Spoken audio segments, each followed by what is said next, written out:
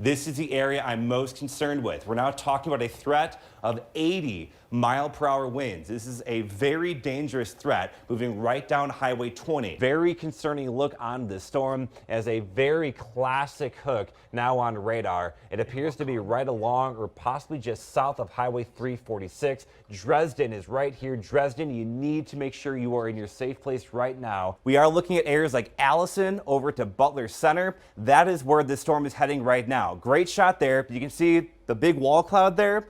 But notice it's not connected to the ground. Doesn't appear to be a tornado in progress there, but that is very, very concerning. And again, back live in Independence. We're along the banks of the Wapsipinicon River where we continue to deal with flooding issues. I want to set the scene for you. Right behind me, that's Jack's Restaurant Supply. Yesterday, we watched them take out a lot of their merchandise and supplies, load it onto trucks and move it out, and for very good reason. Yeah, right now, the heaviest of the snow is starting to move into our area, including right here in Iowa City. One of those thicker snow bands. You can see the heavy snow falling, visibility getting reduced a little bit. The other issue right now is also the wind. It's starting to pick up upwards of 30 to 35 miles an hour. Let's take a look at that winter storm warning that does continue now through noon tomorrow. Tomorrow will be pretty nice early on in the upper 40s in the late morning, but by the evening commute, we're already down to the mid 20s. So bottom line, what you wear going to work tomorrow may be different than what you'll need when you come home. Those wind gusts could top 20 to 30 miles an hour throughout the afternoon hours.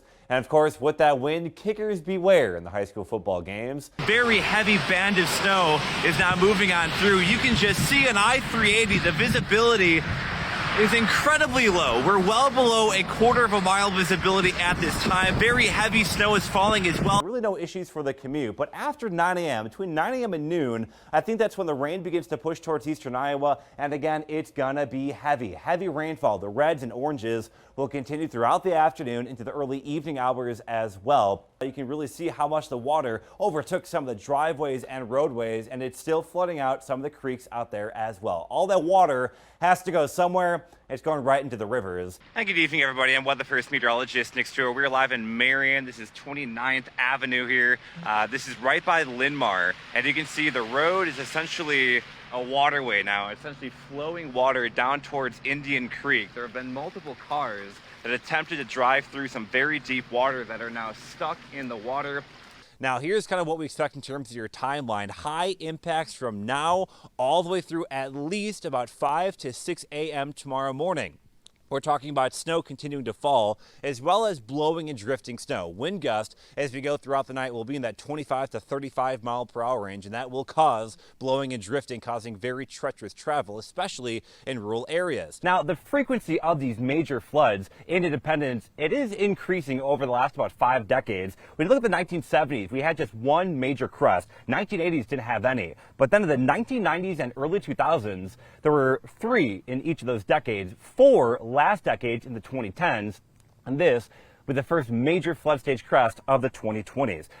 And right now things are quiet, warm and very humid in eastern Iowa. A live look over Cedar Rapids, some hazy skies overhead and very warm air. We're at 86 degrees, that dew point at 71. That's that heat and humidity which will fuel likely storms tomorrow. For now, things are very quiet in eastern Iowa. In northern Illinois, meanwhile, there are a host of tornado warnings, but what we're most focused on is what's happening tonight up in the Dakotas. What happens up here will have a big impact on our forecast for tomorrow.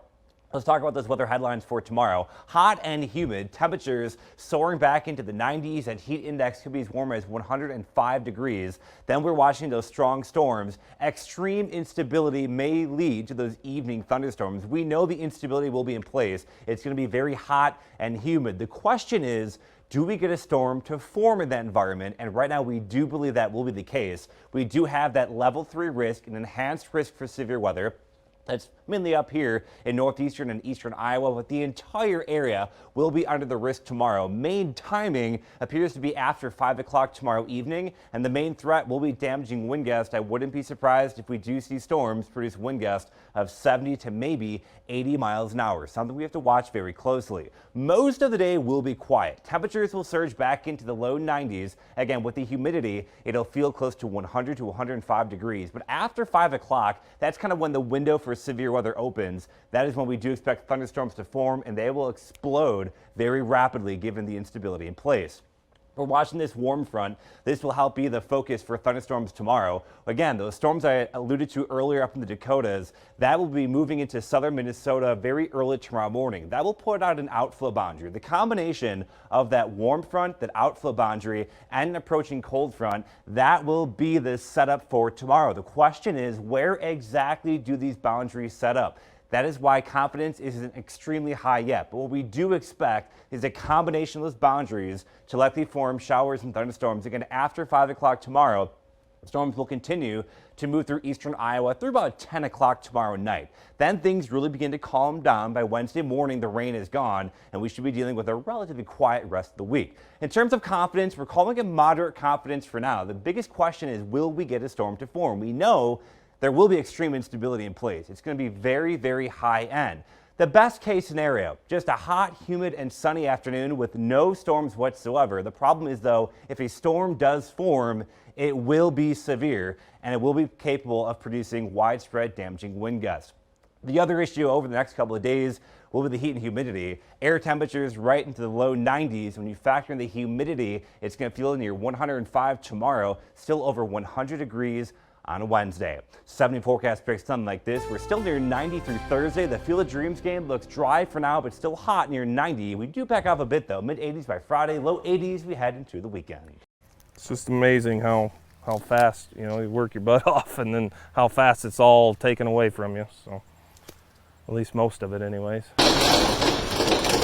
A powerful thunderstorm Tuesday in northern Benton and Lynn counties produced golf ball-sized hail and wind gusts up to an estimated 60 miles per hour. The combination of wind and hail shredded Brad Zeser's corn and soybean crop in Urbana Tuesday evening. All 80 acres were impacted by the storm. This after dealing with a drought that continues to worsen. Finally get some rains and things start looking a little better, and then Mother Nature hits us with this blow. But do you think this can still recover? We're hoping. We still got a lot of growing season left. Hopefully it will. I'm not sure. I've never actually personally seen damage like this in person. The hail left a path of destruction from farm fields near Urbana all the way to Walker, about 4 miles to the east. There, residents spent Wednesday cleaning up and assessing the damage. On the west side of the house, it's pretty much all the siding is junk.